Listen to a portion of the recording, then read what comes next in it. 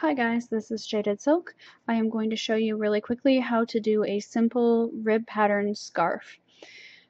This pattern is an everyday, easy, simple little thing, and it's something that you could do for fun and for practice. Let me reach over here and show you what it's going to look like when you're done.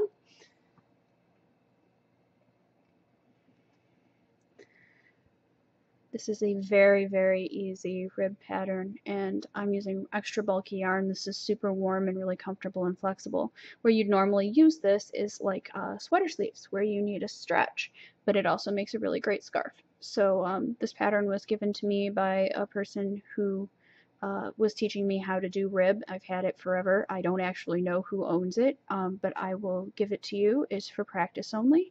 So hopefully you can make yourself a really nice scarf. And it does not matter what size needle you use. It doesn't matter what type of yarn you use. I mean, it's going to look a little different, but it really turns out about the same, and it's a really rewarding task.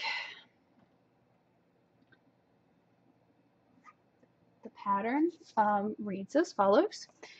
You are going to, in row 1, slip 1, then you're going to purl 2, knit 2 to the last 3 stitches, where you will purl 2 and slip 1. Row 2, you will knit 3, then you will purl 2, knit 2 until the very last stitch, where you will knit 1. You can cast on 16, 24, or 36 stitches. You may make the scarf as long as you want, and you can cast off in pattern, which we discussed in casting off in one of my last videos. If you have any questions about that, go ahead and duck back and watch on how to cast off in pattern.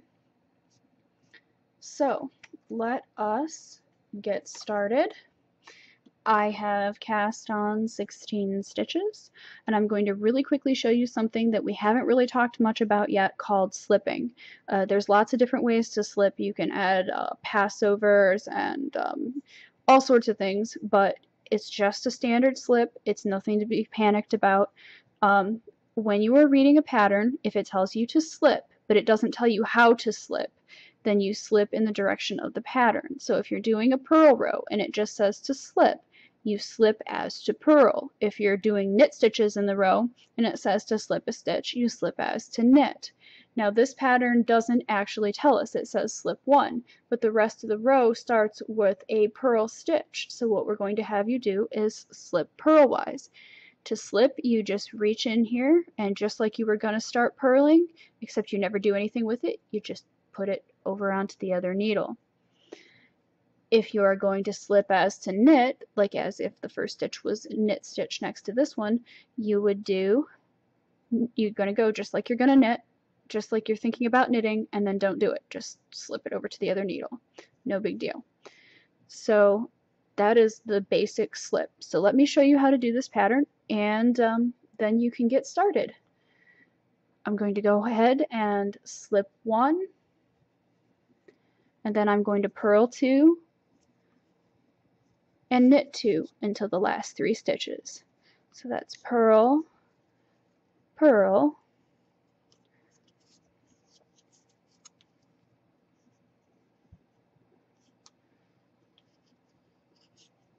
knit, knit,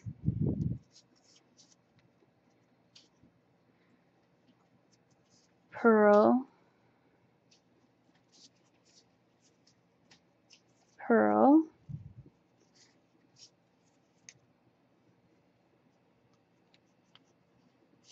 knit, knit,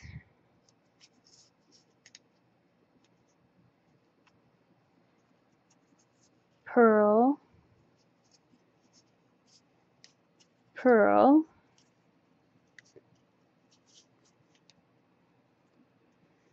and knit, knit. Now we are to our last 3 stitches. What you're going to want to do is purl 2 and slip 1. You're asking why we're doing this, and I'll show you in the next row. So you've got purl 2 stitches, and because you're purling, when you slip this last stitch, just slip it on over, you don't have to do anything with it, as to purl, you have set yourself up to do the first 3 knitted stitches of the next row, which will give this scarf a firm edge. So what you're going to do now is you're going to knit 3, 1, 2, and 3, and now you're going to purl 2, knit 2 to the very last stitch where you'll knit 1.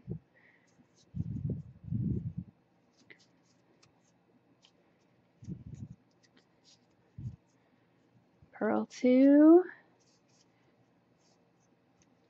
pass it back, knit 2,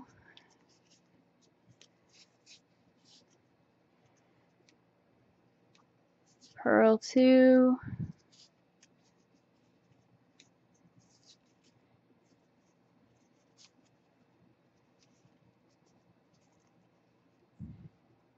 pass it back, you're going to knit 2,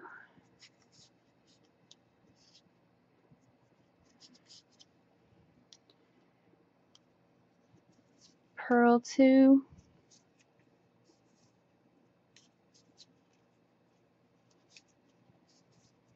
and you're going to knit 2. Now you're going to ask me, why didn't they say knit 3? Because we have that one little stitch on the end and we still have to knit it. Well, when you go up to the bigger numbers on this scarf for cast on, sometimes you have an uneven number, and so that extra stitch on the end, it tells you what to do with it in case it was uneven. It also sets you up to make a firm edge on the edge of your scarf. I'm going to turn, and now you would literally repeat row 1 again, and as you can see, the rib is forming. You've got rib here and a space, and a rib and a space, and a rib and a space, and that's how that works. So good luck. I'll write the pattern down for you at the bottom in my footnotes, and if you want, go ahead and email me or leave me comments and show me the scarves you've made. I'd really like to see. Practice is perfect, so keep at it. Thanks and good luck.